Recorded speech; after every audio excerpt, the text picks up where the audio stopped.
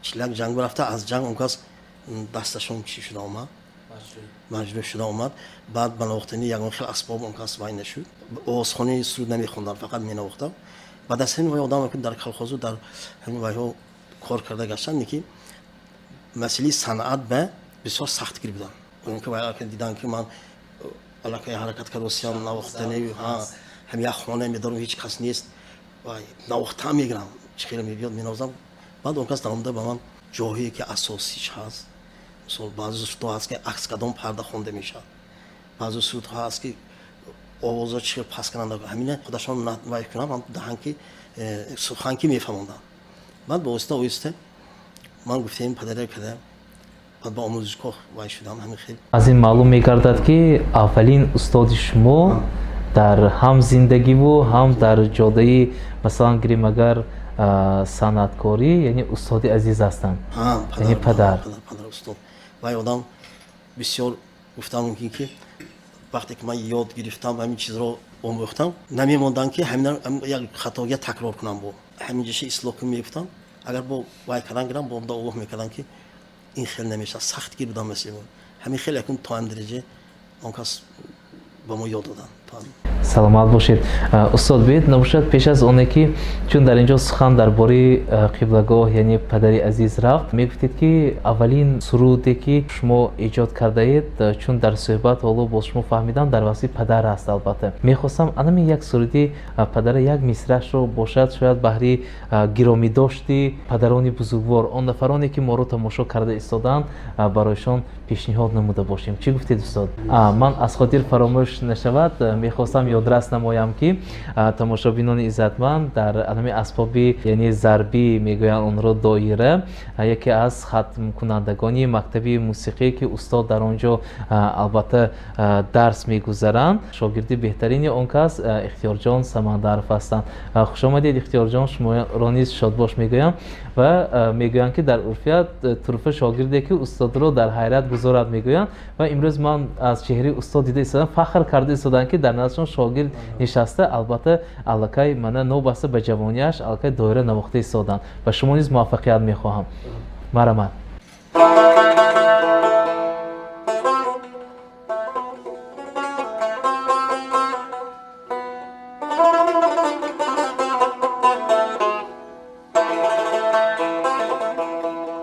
حیران مانده مادر، حیران نادان مانده مادر، بعد از رفتنی پدرم. خانه خالی است، کنجی صندلی خالی است، بعد از رفتنی پدرم. همه یار دوستان یک جا، همه خواهر و دادر یک جا، لیک به خیالم خانه خالی است، بعد از رفتنی پدرم.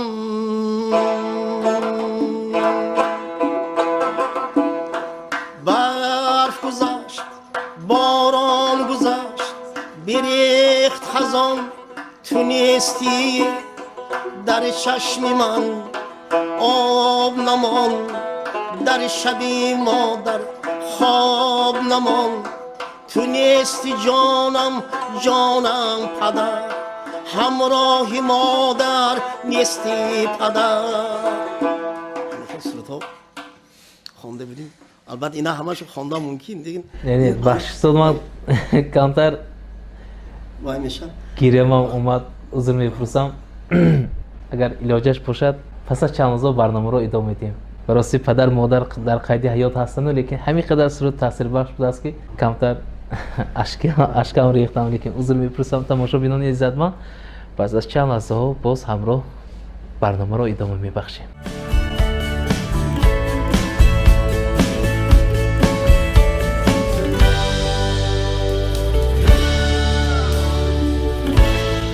тамошобинони иззатманд,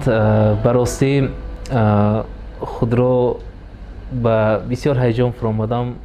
داشته نتوانستم، لیکن اون سرودی که عین حال از طرف استاد یک میسرش زمزمه گردید و اون کلیپی که همراه با پر تماشا کردیم، در حقیقت من به جوانان مراجعت کرده میگویم که در وقت زنده بودن پدر مادر قدر آنها رو به جا آورید. پس از دنیا رفتن پدر مادر چی سود که سنگ مرمر گذاشتن و گریه کردن و مثلا یک مراسم های دبدبانок تشکیل نمودن و این همش برای خلق است یا اینکه برای تعریف و توصیفی شاید یگان کسی دیگر باشد نمیدانم، لیکن من بسیار خواهش میکنم در وقت زنده بودن پدر و مادر قدر و قیمتشان رو به جا آورید، حرمتشان رو به جا آورید. آن همین کمتر باشد هم یک وقت جدا کنید نوبسته به سرکاریتان به نظر پدر مادر، اقلا در یک روز 10-15 دقیقه نشسته دستی پدر مادر گرفته آن همین یک صحبت کرده دعاشان گیرید، نصیب شما قله های بلند زندگی و سزاوار میگردید. چی گفتید استاد؟ در حقیقت سرودی بسیار تاثیر بخش است. چی سبب شد که شما این سرود ایجاد کردید؟ آهنگش از آنی که از شعر از آنی که وقتی که پدرم بیمار بودن کمتر، وقتی که ممکن یک دو روز پیش از وفاتشون وفات شد، مادرم از همین خانه رفته، البته دیگر خانه رفته آستانش به رفته میشتن. ما اینجا نزد پدرم خودشون تنها میشتن. ما رفته البته دلبرداری میکردیم و میکردیم، بعد میگفتن که من تنها مونیتون. وقتی که پدرم گذاشتم چقدر که ما رفته مادر که همین صحبت کردیم شنیم هم خودشان رو تنهاییش میکنن. ما هر چی میخندیدیم یا شوخی میکردیم که یک دلشون وای شود، همین معلوم بود که مادر الکی حیران، الکی نادان، الکی همین یک آدم بزرگی که سری آینده بود نیست. چقدر که ما چی خواهیم بیاریم و یادم همین چیز در کار بود، همین کس همین سخنای مثل پدرم، رفتاری پدرم در کار بود، همین خیلی مادر بود. بعد من نشسته مسئله وای کنیم اکنون بعضی هر کی خصلتاش هر خیلی میشن. وقتی که من خواهر دادرم یک جا نشسته بسیار غبر که یک دیگشون که گم میزنن که همینجا و تاره گرفته اگر من نوازم آهنگ علاقه پیدا میشه. دونه واینده همش جیمشنات خیلی وقت یادشون صحبت میکنن، البته یک اسم باید همین وقتا دم نوعیسته همه بیخبر وایرو میگیرم. خیلی هم سرود هم آهنگ یک بار هم پیدا میشه، یعنی هم شعر هم آهنگ از آن خودتونه. یک بار تا آخرش نباشه داخل بعضی میگن که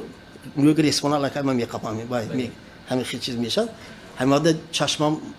وقتی که اگر هم خودم شده چشمم مادرم میخورد. حیران ماندم مادر، حیران نادان ماندم مادر، بعد از رفتنی پدرم. هم خیلی سنوی آهنگش من دیگه نامش سکین بود علاقه هست بود ماتن هست. سنوی رفته آهنگش و سوز سنوی چه خیلی باید شد این یک روز به دو روز به نیم سالیم یکان هفته علاقه تیار میشه باوی میبینید چهار طرفش مثلا خوش رو کرده سنوی تماشا بینونه. سلامت باشید. در حقیقت یک تاثیر بخش برآمده است. یا رو ارواح شادروان پدری بزرگوارتان شاد باشد الهو. شما ادامه دهنده البته یک آرزوی پدر هم شده توانستید در زندگی. استاد میگفتید که همین در وقتی جوانیتان آن لحظه هایی که در همین کالج صنعت به نام صادرخان حافظ تحصیل می نمودید و عموما بعد از آن باشد پس از پدر باز کیا استادانی شما بودند در جاده همین صنعتکاری، مثلا یا که شاعری گیریم یا نویسندگی آهنگسازی گیریم؟ اگر عموما وقتی که من همین آموزگاه رو تمام دونه همین 4 سال خواندیم اینجا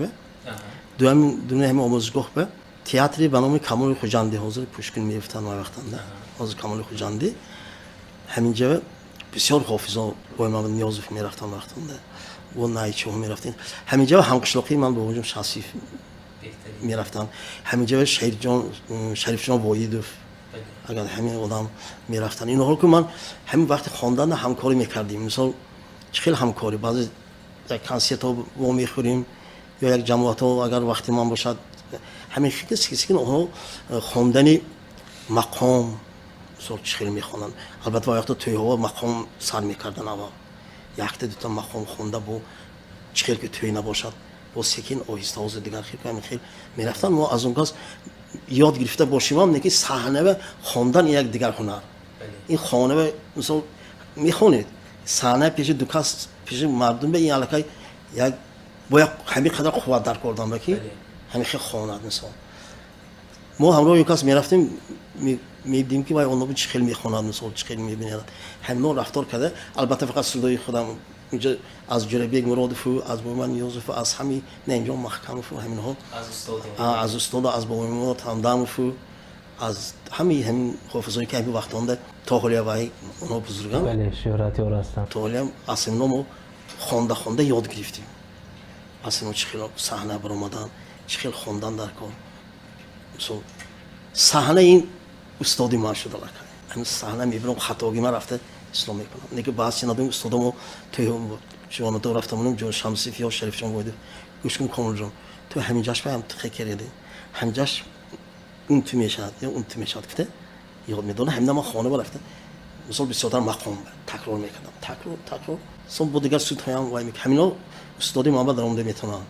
همچون صحنه و همچون سلامت باشید استاد عزیز باز نقل میگفتید که ما فهمیدیم در راسی پدر و مادر این سرودهای اولین شما است و همزمان شما سرودهایی دارید در وصف غریبی که قسمی یک قسمی دو و قسمی سه رو درست و انمی هر سه قسم البته از تلویزیون های ما پخش کردیده است و عموما میگفتید که همین در دایره ساختنی مثلا سرود گیریم اگر و یه ثبت کردن در کار بسته کاری کردن که یعنی ارانژировка میگوییم شما با کدام بسته کاران مثلا گیریم اگر شاعران نویسندگان یا اینکه آهنگسازان در انمی حیات و فعالیت خویش در جهت صنعتکاری یعنی همکاری مینمایید همین سرودی که عذر من خواندم پدر این شادروان چی میگه ارانژировкаш رو الهام جان اورمانوف ساختگی وای آدم که بسیار نزدیک بودیم برای اینکه خانه مدنیت و من کار کردم اون کسان همینجا نبودن قطعه انوار قاسمی فراجان قطعه وای بودن همه ما همینجا یک وقت انسامبل مایل بود وقتان مایل بود علی همینجا ما هم همینجا نبودیم مایل الوهیدی نگی الهام جان اورمانوف همینجا هم میناختن هم اپراتور هم اسمی موندن بعد آهسته سونه وای کردم همین آدم برای همین سودی پدر من خودم نشان دادم گفتن که اینجا با یک تا قیچه گرم میبید اون هنگشه عادتان ساخته باشه بی قیچه من همینجا همون وای رفته قیچه گرم آمدیم صحبت کردیم شما بینید درباره سودا صحبت میکردیم گوش کنید لونجا همین سودا من خونم چه خیلی میشد نی نواش این بعضی مسئلات میدونن ها نی نه وای همین پدر وقتی که من یکمین دفعه همین تار کردی مینوس میگم وای اسکله همین گرم برده خوندم رفتم وای آدم تماما نسل وایشان نیست تابشون خیلی هم خیلی وای من گفتم لونجا یا خطا شد یا من یا واش نیه گفت این سروداتون گفت درباره من گفتم خیلی من نیه هم که در پدری من گفت هم خیلی شده پدرشون گذاشته بیان خبرم نیه مسئله کن هم خیلی درباره منو تا اولی جامعشون تورگنده من هم جامعه هم گفته این سروده تا اولی هم گفت گذارم هم چشمان به جامعشون میفرو دیده وای میشم هم سرود برای من گفته این مو آنچه همکاری کردگی یکمین دفعه سرودی همین پدره همین آدم وای کردن ارانژировка کردن بعد دیگه سرودهای هم بسیار بود یک 6 هفته سرودهای هم اولین سرودی همین پدره همین آدم یکمین دفعه ارانژировка میگن هم پیلیس هم مینوس کرده بعد به تلویزیون پیشکش کردیم سلامت باشید استاد عزیز البته صحبت ها خیلی و خیلی زیاد است در برنامه حالا باز وقت ما هست خوب میشد یک سرود یا موسیقی برای تماشابینان عزیز زمزمه کردید با آواز زنده با نوازش زنده انا پس از آن با صحبت رو ادامه خواهیم داد با من بسیار وای میکنن که بسیار تکلیف میکنن بسیار شما که من همین سرودی که خواندگی هم باید زنده یک بار خوانم یعنی همین طور که خیلی میبرد بسیار التماس میکنن که اگر جیغ زده جماعت باید که همین سروداتونه یک تا خودتان خوانید طور که یک خانم چه برای اینکه دیسیپلین در حقیقت میبخشید من در حقیقت هم طور که نوشته شدگی ایجاد شدگی آهنگاش هم خودم نوشتم تمی که اگر اجازه نوام هست توی نو من یک سرشم ترکی خونم که این مخلصو دانان که این طریقه خود همین ترکی وای شدگی ایجاد شدگی همین خیلی شدگی بیان برای اینکه وایده این بعضا حال میکنن که این آدم نواخته میتونن خدا شما یک مو اسباب گفته سوالم شدگی برای من اگر اجازه تین من هر یکتش نو سرش خونده تیم نواخته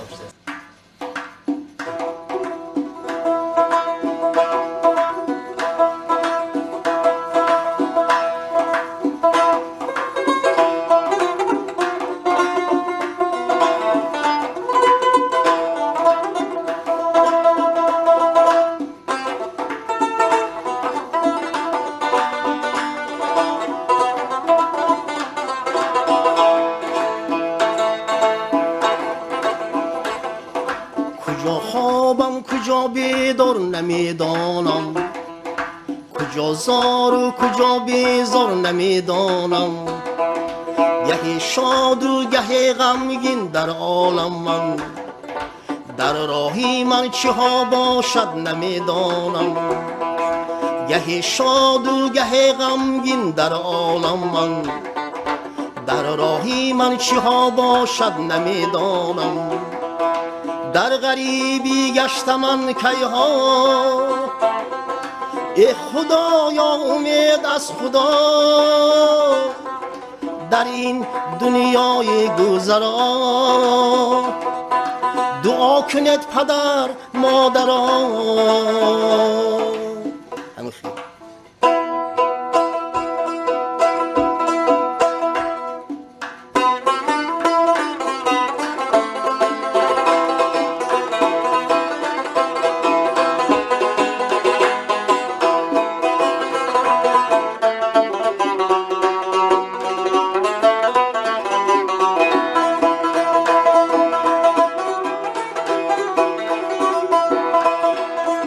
در دلم زد در غریبی گشتنم در دلم زد کوچه کوچه گشتنم در دلم زد در دیگر شهر گشتنم خانه می روم نزد مادرم می روم خانه می روم نزد مادرم می روم روز گذشت و ماه گذشت و سال گذشت عمر من در این غریبی ها گذشت من ندانم چه سختیه در دلی من این شبی من شب نمیسلی روز گذشت در دلم زد در غریبی گشتنم در دلم زد کوچه کوچه گشتنم در دلم زد در دیگر شهر گشتنم خانه می روم نزد مادرم می روم خانه می روم نزد مادرم می روم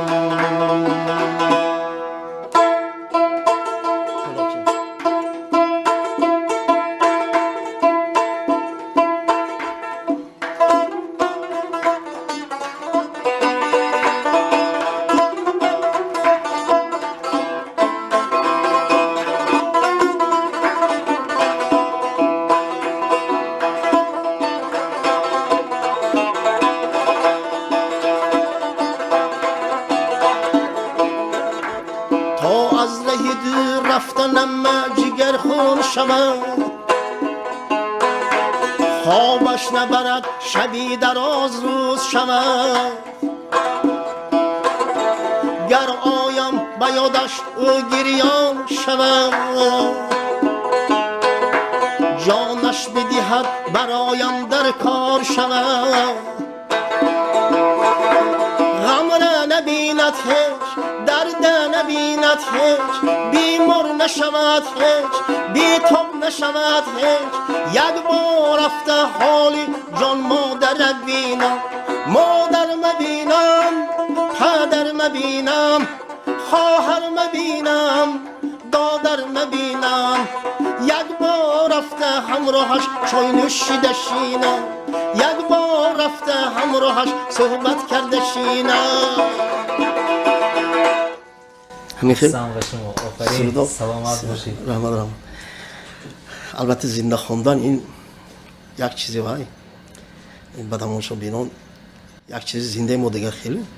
اگه بعضا فن سوال میتونن که ҷамоям консерт ягонҷо ҳама одам фонограмма хонус ё зинда. устод анами масъала фонограмма ва зиндахониро сухан кардему ҳозир агар ба баъзе ҷавонҳо гӯед ки солҳои масалан пеш аз оне ки танзими анъана ва ҷашну маросимҳо қонуни ҳукумати ҷумҳурии тоҷикистон таҳризӣ гардид яъне тӯйҳо дар ҳақиқат вазнин буданд масалан то 3 соат 4 соат 5 соат то ҳатто 6 соат мегӯянд давом мекард масалан хайрият ки анамун қонуни мазкур баромад то қадри имкон имрӯз танзим гардонида шуд ва мегуфтед ки умуман ин савол барои он ба шумо пешниҳод гардид истодааст ки ҳамин вақте ки шумо дар маъракаҳо баромад мекунед худро дар саҳна чӣ тавр ҳис мекунед? аҷоиб савол. вақте ки ҳамин саҳна меброед якумаш ин ки ҳар як ҳофиз ҳар як вай ҳамин саҳнае бояд шиносанд вай кадом ҳар як саҳна ҳар хел мисол баъзе ҷамоматҳо мешавад маҷлисҳо мешавад мисол ё тӯйҳо ҳамин хел агар санъаткор ҳофиз ҳамин саҳнае шиносад ҳама мувофиқ суд мехонад агар нашиносад ягон суде мехонад ки мумкин вай худаш ҳамчини аввал вазифаи ҳамин ҳофизу вазифаи ҳамин санъаткор вақте ки чӣ мегӯям тамошобинронро мебинад ҳамин ба нигоҳ карда кадом суруд аллакай худаш медонад бояд донад ҳамине ки чӣ мехонад баъзе суруди модар дар кор ҳаминҷо яъне тамошобина ватан дар кор дилашро аз чеҳраш ҳис карда синаш дар кор обши ҳамин обши узр ҳамин чиҳоро аллакай мумкин ватан ё инҷа мумкин падар модар ё инҷа ба як ишқи дар кор ё мисол инҷа ба як суруди шӯхтар ё мақом дар кор ҳамин хел бояд дарк кунад одам агар вақте ки дарк мекунед аллакай шумо саҳнае дастба мегиред барои ин ки ва ёди ҷо намерад аз шумо дастба мегиред вай шумо хондагитона гӯш мекунад барои ин ки шумо аллакай доштед вақте ки аз даст мебаравад вай он қадар аҳамиятам наметиҳад ки чӣ хондостед мумкин аз ки суҳбат мекунад ё камтар як вай мешавад барои ин чизи қиинтар ҳамин ки бояд саҳнае шинохт хаб баъзе мисол ҷо меред ки дарбораи ватан мисол суд хондан дар ко ин бе мехонед мисол ё дарбораи хуҷанд ё унҷо модар дар кор суди модар хонум мисол ҳаштум март ҳамин хел ин як мехонед ки масъалаи ҳамин консертҳои калон байба саҳнае бояд шинохт ҳамин дар саҳнаи гирем агар консерт баромад кардан осон аст ё ин ки дар анами тӯи маърака агар албатта консерт сал қиинтар барои он ки вай маъракаба ҳама бисёро худашки аборе бале озодтар дар тӯи маърака баъзе чиҳо хондед ҳама аҳамият наметиҳад неки консерт ми ҳама ба ғайр аз шумо дигар ҷо нигоҳ намекунанд ба ғайр аз шумо ҳеч кай гӯш намекунад дуруст аст бале фақат шумо якҷотон сал ҷумладам аллакай мефаҳмад ки шумо тӯйба ин тарафа рафта он тарафа рафта як вай кара баҳона кара ягон суханаш мисол фаромӯш шадам ягон хӯш вай кара хондам мумкин тӯй албатта лекин дар тӯйҳо фонограмма гуфтам мумкин фонограмма мегӯем ин овоз записи овоз ба хеле ман ин қадар нағз не чӣ гуфтагида шумо я аллакай як дуни яшми як коробкава андохта мондагӣ авай буронда наметавонед агар якта ҳарф буроед агар вайрон шуда мебарад ҳама ҷо не агар зинда хонед чӣ хеле ки мехоҳед озод шумо мисол як авҷоя дусе бор мегиред мисол ё ҳама авҷоя анами хел фонограмма бисёртар барои консерт барои ин ки инҷо шумо бисёртар худатона гум мекунед ё ягон сухан аст агар фонограмма бошад натарсида мехоҳед барои ин ки инҷа ҳамаш тайёр фақат шумо мимика мекунед ягон вай устод дар ҳаёти шумо шудааст ки якон воқеаи аҷиб масалан нақл карда метавонед бо ҳамин гуфтосиям ку вай соли хиёлам вай ҳамин 88 вай буд мо душанбе рафтем унҷа ин хел набуд ки якбора монтаж кардани промои эфир мегӯем рӯи рост бале яъне пахши мустақим гуле нишон медод баъд аз ҳамин гул камери калон буд ин хел агар калон ҳамина тарафатон ба вай кунад агар шумо вай кунад шумо бояд наме сар кунед то ҳамин музика тамом шуда ҳамин гуле вай кара месод ина мо огоҳ карда ҳамин режиссёр мо ки ҳамин шоршаитон ҳамин хел гуфта ҳама инҷа суруди коммунист хонда будам барои ин ки دوره شوری بود کمونیست یک سود مونده قطعی هم اینجا باشو رفتیم همین تار من همه زندگی تار همه قطار یعنی منم استوداس همه قطار یعنی منم هم چپ نکنیم سون یک آدم برامد میگه از رفت شما اگه جو بعد هم آدم با میبود وای آدم اومده هم سروسیم تار من خیلی بود وای خیلی وای نیکی برامد سود وای برفتوس من فهمیدم گرفته که من چخیل نزوی میرم یا داد میگم نمیشد که یک بسیار این خیلی کردم نفهمید وای آدم برامد جایی سود به وای تور چاپا نگاه گریس پیش به نگاه میگرد اینجا بالا داره بس با یک کشته سامان در رفت اتاشون گفت اینا وای نکنید این چپ بیفته وای آدمون که یکم دفعه کن صحنه برآمده میگه بتون خودشون رو گم کمون وای این سیم ها دیگه خیلی است کنم وای خیلی دیگه خیلی است همین خیلی وای بود همین اولاد به گرفتار شدن همه جنگو سم فهمیده من گفتم درات بعد از برآمده خودم طور مقون باشه یختی بودن با هم تکرار نشود هم خیلی شده که صحنه اصلا همین رو حس کردم که حالی سی نگاه کردم چی در اینجا فرقیت رو میبینم اهمیت دیام اگر شما با دستی یعنی چپ مینوازید از خوردی شما با علمی عادت کردید یا اینکه مثلا اون من وقتی طور هم نگیریم اگر مثلا در زندگی خودتون در حیات خودتون همه چیز با دستی چپ است نویستن چپ خوردن راست همین خیلی واش خوردن راست دیگه با دست راست وای همین وقتا ده که چیفتم دوستان جون پدرم گفتم کو پدرم وقتی که دیدن که من از مگزین گرون اومدم اونجا مگزین انده بودم خیلی مایداش اومدم دیدم که وای این طرفان این من همیشه کنده پرتافتم میسونم نوخته میگفتم بعد پدرم دولنا گفتن که نه اینا مون دیگر وای میشد این میشه سون یک بار حرکت کن یک هفته دو هفته من دست راست که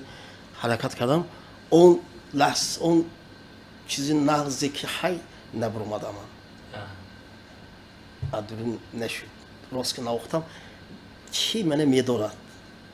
چیزی میدارد نمیدونم راست که نوخته حرکت نوخته نتونم هم مینوزم چی به هم کجا وایش راست جای نامخولش هست ولی سونو مجبور گرفته هم وقتنده اون تو اگر نوازم آزاد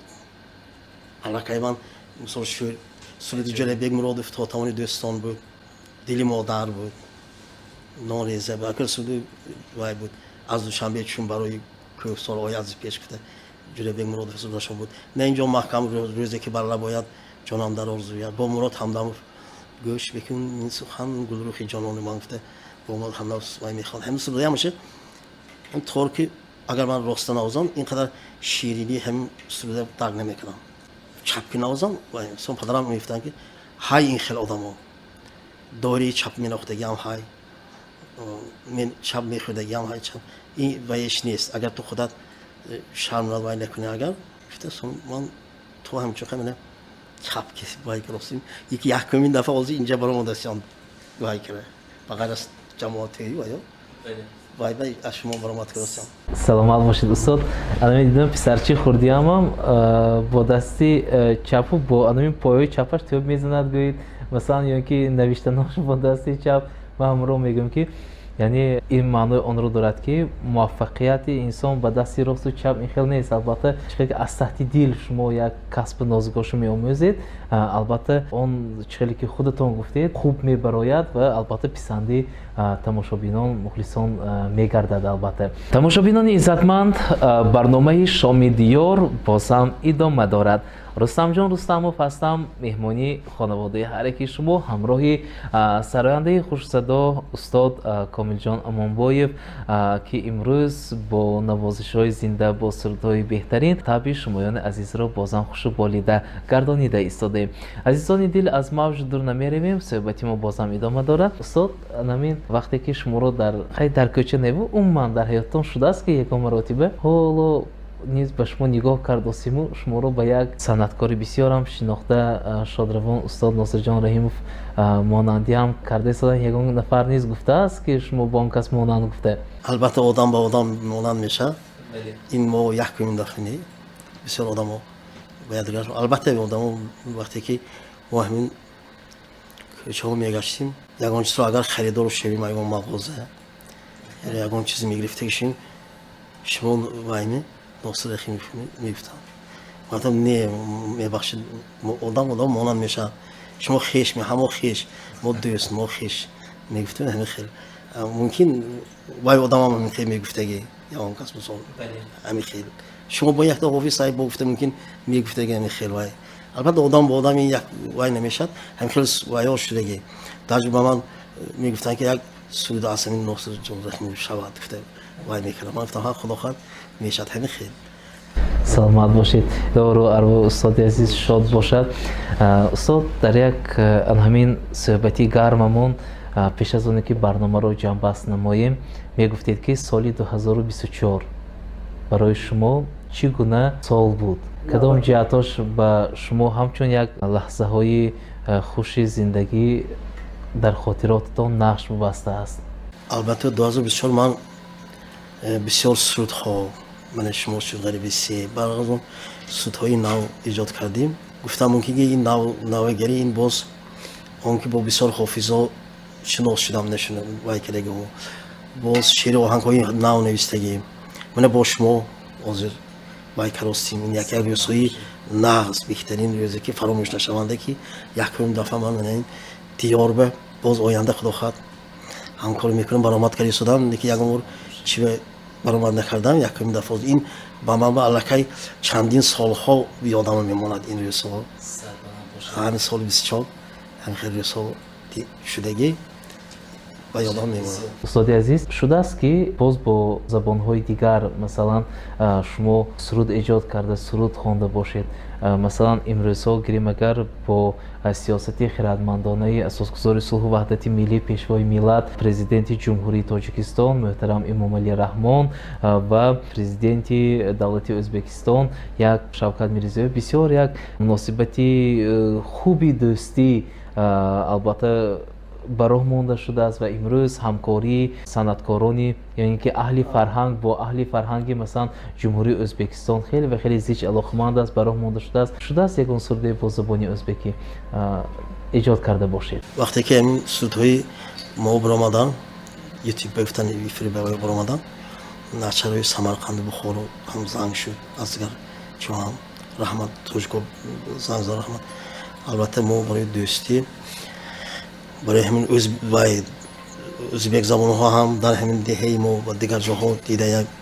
میندار کردن که یک همین ازبکی هم یک شباد یک اون استاد اگر باش بشه برای همین من یک سرود این هم درباره غریبی میگه ازبکی خوندم علاجش باشد یک مصرعش رو زمزم میکردید زمزم میکنم برای همین این هم شعر و آهنگ خودم نوشتم همینه این اولین وای که من به ازبکی نوشته شدم البته این با موافق طلب وای شد خواستی وایو خیلی آینده باز تاجیکی خدا اگر خواهد باز می نویسیم حاضر من 4 وایش با آهنگش خونده تیم این سروده این نو سرود گفتم ممکنه همینه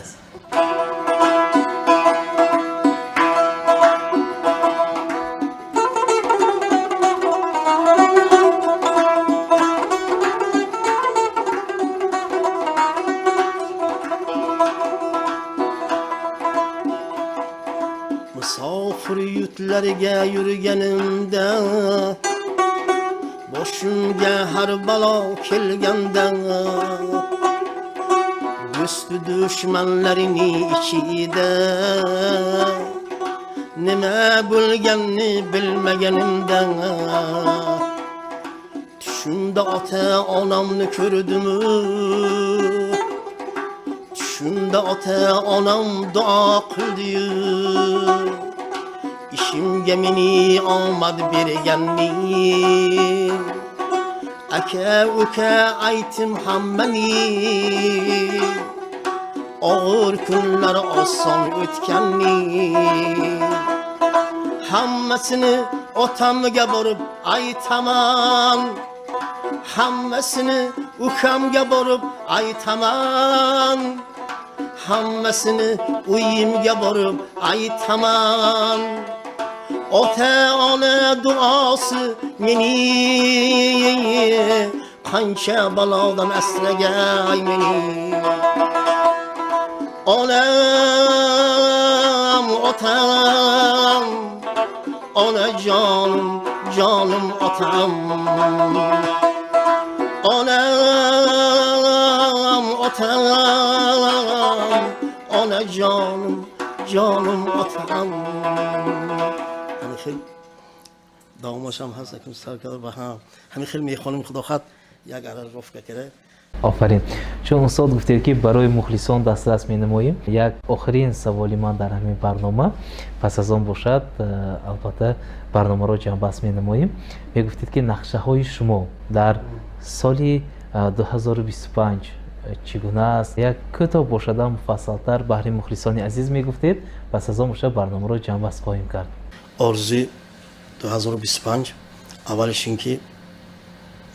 خدا اگر خواهد یک برنامه کنسرتی مثل با یاردم البته این یک کس که نمیشد یاردم شمایان البته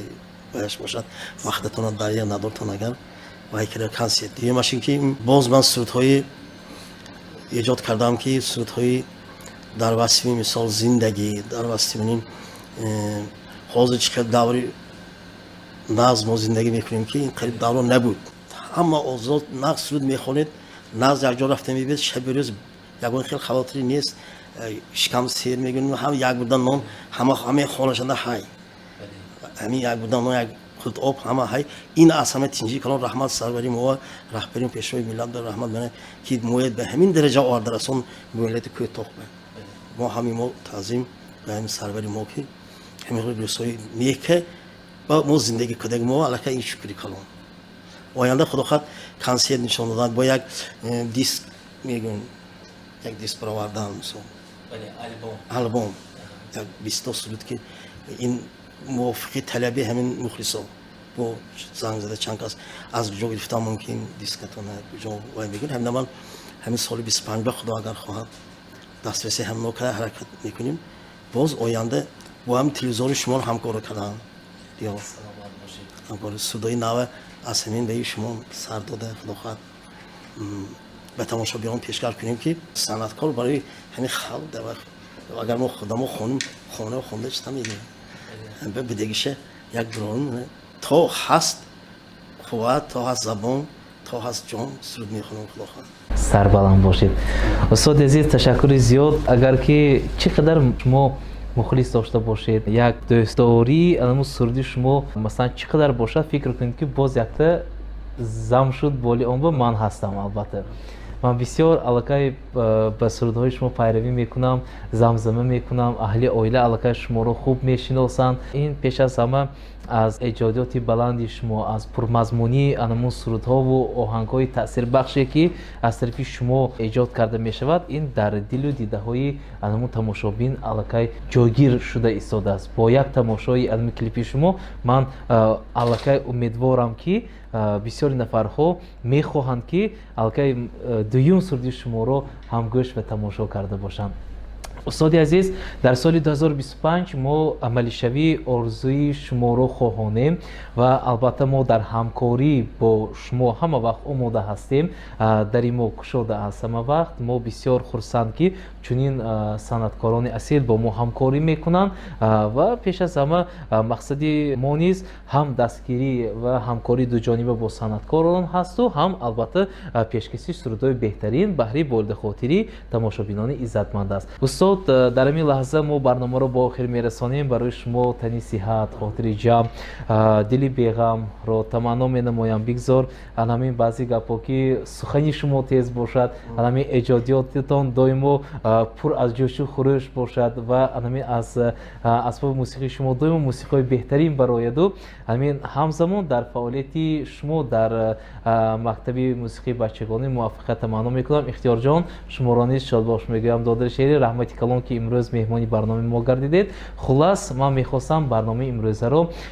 با یک سرود در وصف تاجیکستان وطنی عزیزمون جنببست کرده باشیم. عزیزان دل این بود برنامه نوبتی شرکت تلویزیون و رادیوی دیار که با اشتراک استاد کامل جان امانبایف علاشی فرهنگ جمهوری تاجیکستان شاعر نویسنده آهنگساز منظور شمایان عزیز گردانیده شد. اگر برنامه به شما پسند آمده باشد ما خود را خیلی و خیلی سرفرازیز میکنیم و تا برنامه دیگر با شما خیر خوش مینماییم. تا این دم با شما بودم راوی برنامه رستم جان رستم و کارگردانی برنامه شامی دیار شهره جان حامدов. عزیزان دل سرودی آخرین ما رو جنبست می نماید. این در وصف تاجیکستان عزیزمون هست که البته همه ما و شما این وطن عزیز را از تحت دل با دل و جان دوست می داریم. برای من دوستان عزیز بار دیگر خوش آمدید به برنامه.